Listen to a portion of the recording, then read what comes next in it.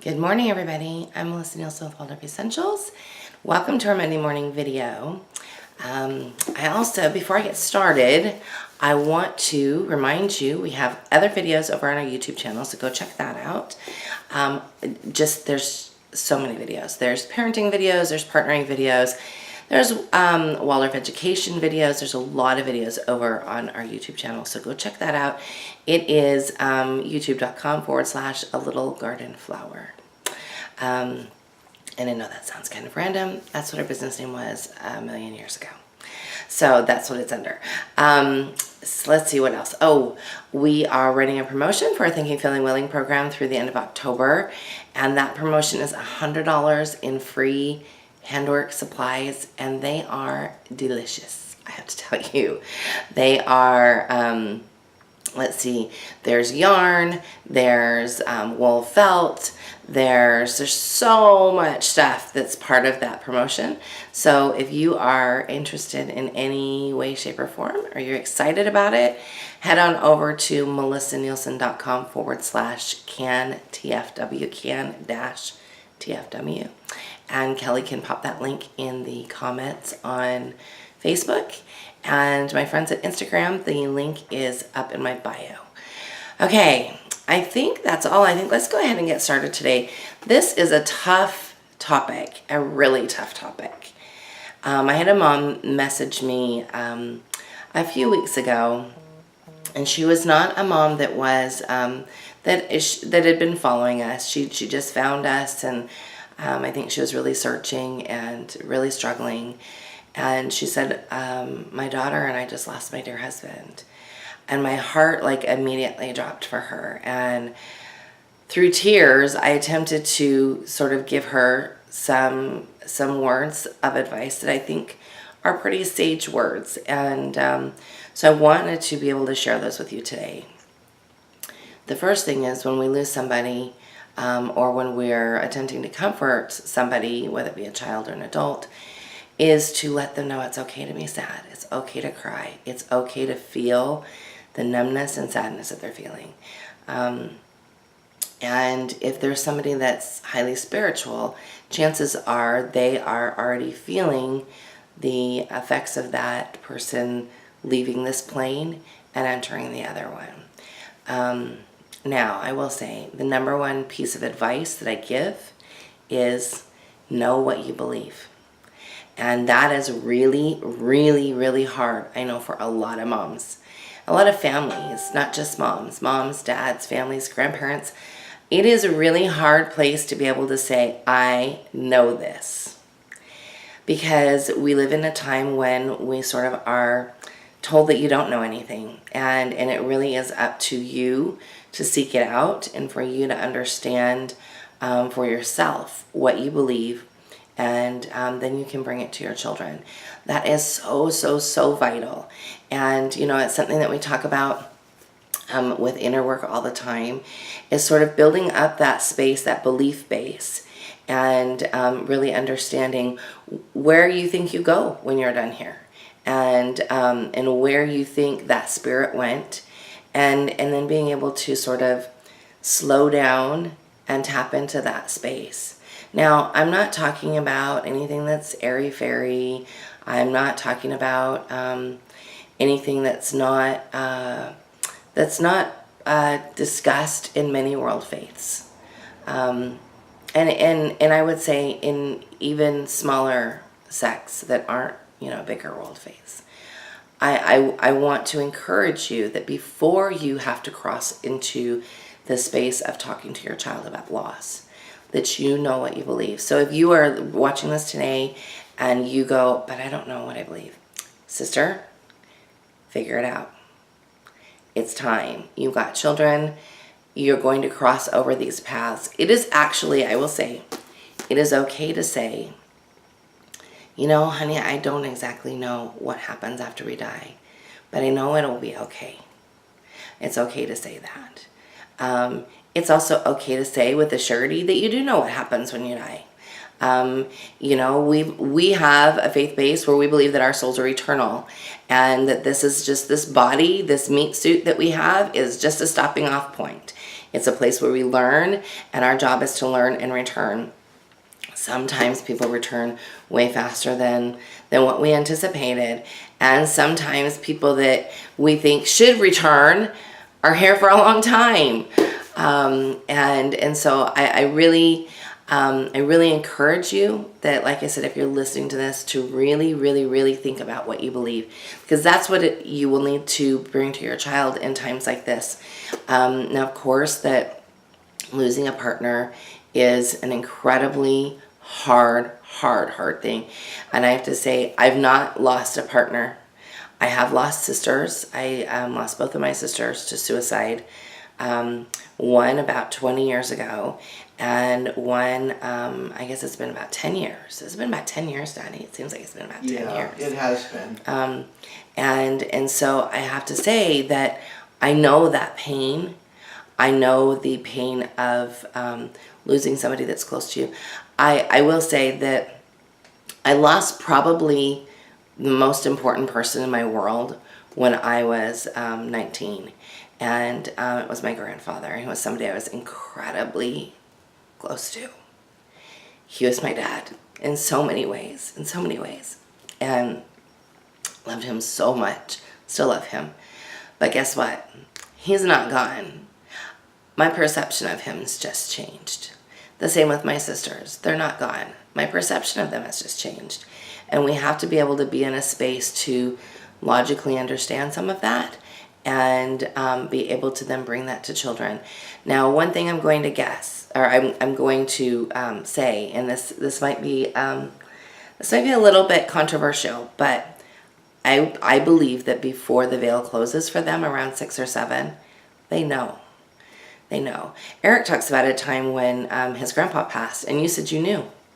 You knew. Yeah, You knew. And you were little. You were like 5, right? I knew what the phone call was about when it happened before they even answered the phone. I was like, oh, that's... And were you 5?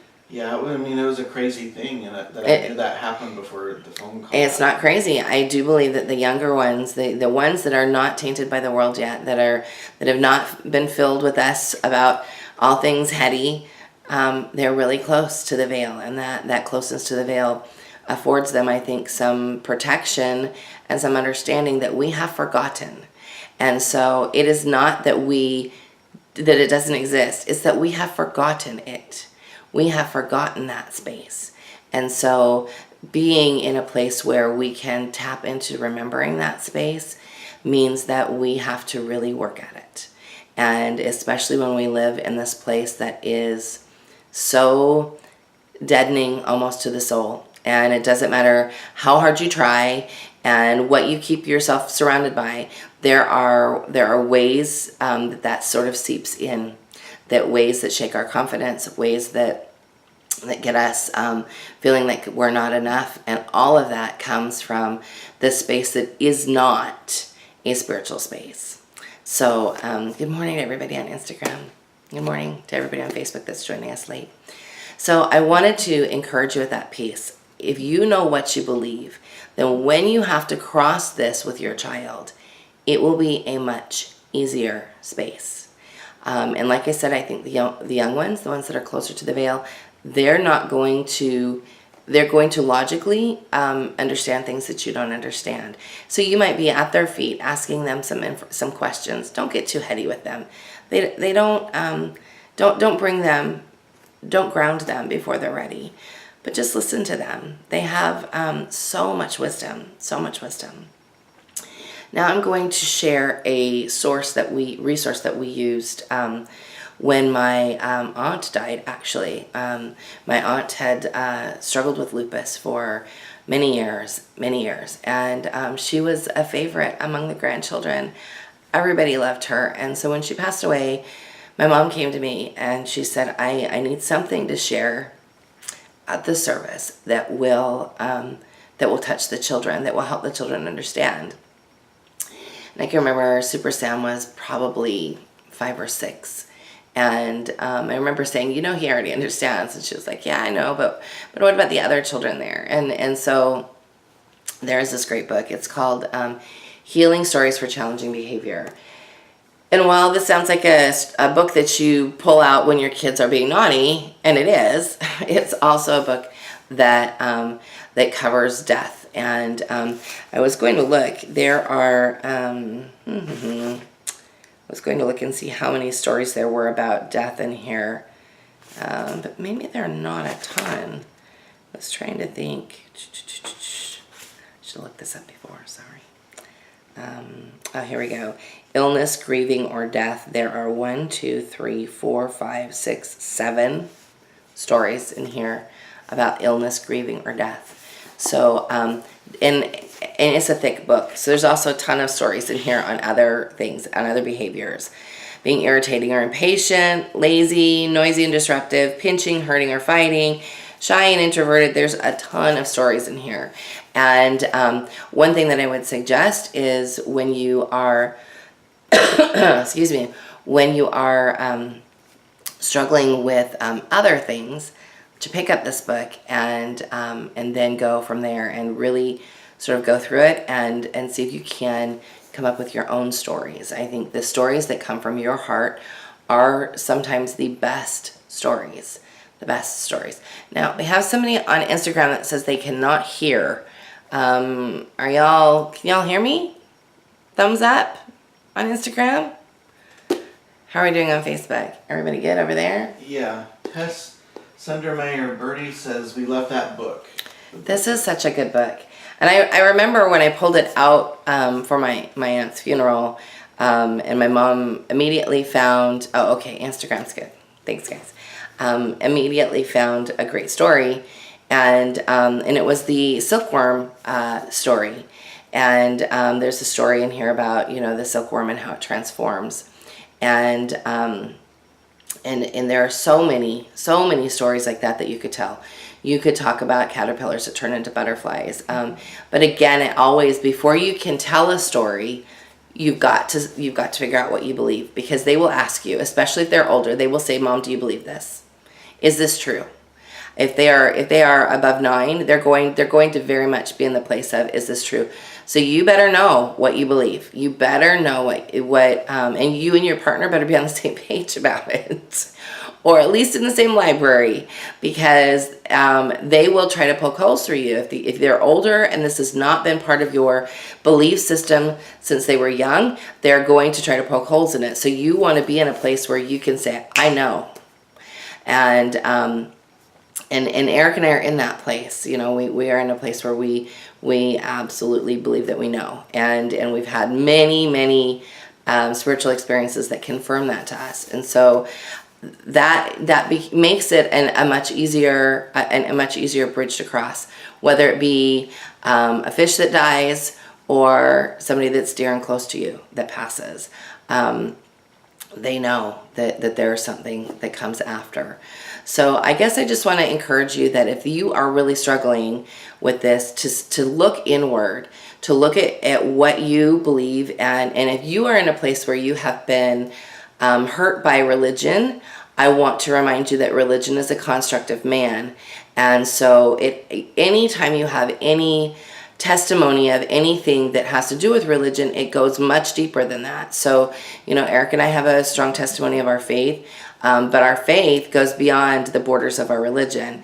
And so if you are in that place where you're really struggling with your faith and with where you've walked, maybe you've been in a spot where you've been harmed by religion, I invite you to remember that religion is a construct of man, and that connection between you and the divine, no matter what noun you put on that, God, goddess, heavenly parents, whatever noun you put on that is between you and them, and not between you and religion. And so when you can get to a place where you are feeling strongly in that connection, then that's the space that you come from. If you are not there, oh, I wish I could give you a big hug, because I understand. Listen, I have been in that spot where I wasn't there, where I thought I knew, where the faith of my youth did not resonate with me anymore. And I really struggled for several years. But I had these 3 little kids at the time, and I thought, I have got to figure this out. I had to figure this out, not just for me, but for them. And in figuring it out, it took me down a long journey that I will never be sorry that I took. It was such a beautiful journey, so many different paths that I went on to find where I am now.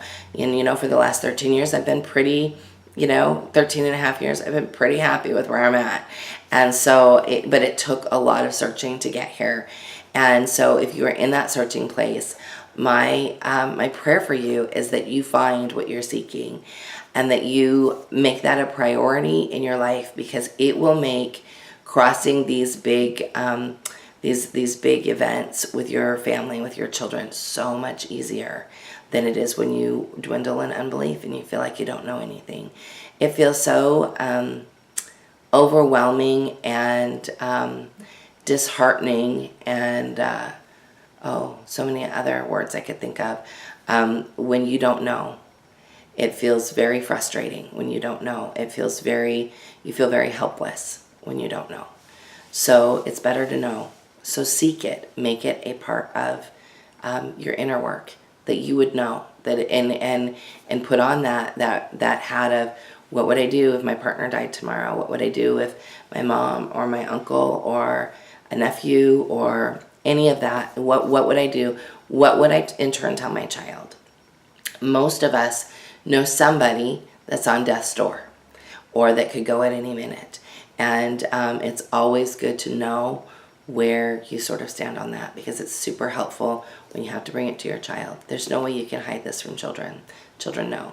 I think it's interesting when Eric tells that story. He knew it because it seems like you were at church and you could feel it, right? I had this thought that he died, and it was his grandpa. So it was somebody his mother was incredibly close to. His mother, my mother-in-law, there were 2 children born to their family, but she lost her sister when she was very young, like 2 or 3. And so it was just my mother-in-law and her parents. And my mother-in-law lost her mother before Eric was born, right? Or right when you were born, right around the time you were born. It was around the time my brother was born. Oh, that's right. Okay, so you were about 3. 2 or 3. So she was probably clinging that much more to your grandpa, because that was all she had left. She lost a sister in her youth. She'd lost her mother already, and so this was her parent that she was clinging to.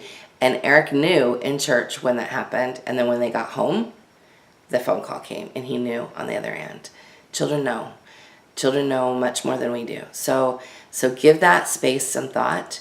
And I really and truly hope, if this is something you're struggling with right now, pick up this book and really let some of the stories sink in for you, and let yourself wander, and let yourself ask. Let yourself be in a meditative space of trying to sort all of this out. It's pretty big stuff. And sorting it out can feel really painful sometimes. So my prayer for you is that if you're in this space, that you have the words that you need, and that you can walk forward in faith and nourish yourself when you're in this space. It takes a while to get past it, but it does. Time does absolutely heal all wounds, and I would say that as you walk forward, it will probably take a few months before you feel like yourself again. And there's a mom that I'm working with right now, and she lost a sibling, and it was kind of sudden, and there's suspicion around that sibling's death. That's a really hard thing. It's a really hard thing. So with regards to that, I would say listen to the voice of the dead. Get in a spiritual alignment so that you can hear what's going on the other side. And I know that makes people think that I'm cracked, but I promise I'm not. Just get in alignment, and it helps so much. So with that sad topic, I'm going to leave you today. I want to leave it on an up note. I hope everybody has a good week. I know last week I sort of teased that we had an announcement, but Wednesday, when I was going to do the announcement, it was a very bad day for Melissa. So going to be getting the announcement together today. And actually, I'll just tell you what it is. We are going to be doing a knit along, and because we're getting a late start, we're going to do it all of October, the rest of October and November. And we're not just doing a knit along, we're going to do a craft along too, because we have a lot of people that I know are getting ready for the holidays. And in getting ready for the holidays, sometimes we need some accountability to get our projects done. So I thought this would be a fun way to have some accountability, learn some new skills. I found a fairly easy sock pattern that I'm actually altering to try to make easier. And so I'm going to be continuing to work on that today before I sort of release, hey, yes, this is the one I found. And also we'll be talking about crafting. And for those of you who get the Happy Hedgehog post boxes, this is a good time to pull that out and get yourself accountable on some of those things. If you have holiday gifts that you're working on, be ready to pull that out for sure. Be ready and let's do some knitting and crafting together. And so let's see, there's that. Oh, another announcement. So, and this is not Waldorf Essentials related. This is like Eric and Melissa related. We've been working with our other business line, Parents Who Thrive, for the last year or so, and we have had this huge shift over the last week in sort of our vision for that, and also where we're going to take that. So pretty soon, Parents Who Thrive will go away. But what we will have is Peaceful Foundations. So right now, peacefulfoundations.com is not live yet. It will be hopefully by the end of today. We do have a blog that we started over at peacefulfoundations.blogspot.com. It's got a couple of posts on it. Peaceful Foundations, the vision for, that was the original vision for Parents Who Thrive, is really, we're concerned about your children. And in order to be concerned about your children, we have to help you. So if you've got families that you know that maybe are not part of our Thinking, Feeling, Willing program, this is a great place to send them, because all of the information that we're sharing in Peaceful Foundations, stuff our Thinking, Feeling, Willing members all have access to. They all have it in their training for that program. And Peaceful Foundations will be sort of a space for those who aren't part of that program, or even if you are, you want to come in and shout and say hi. We have a new Facebook group, and you can find all of that information on the site for that. So stay tuned. We're going to be sending some information out in our newsletters. We did send some information out last night in our newsletter, but there will be more.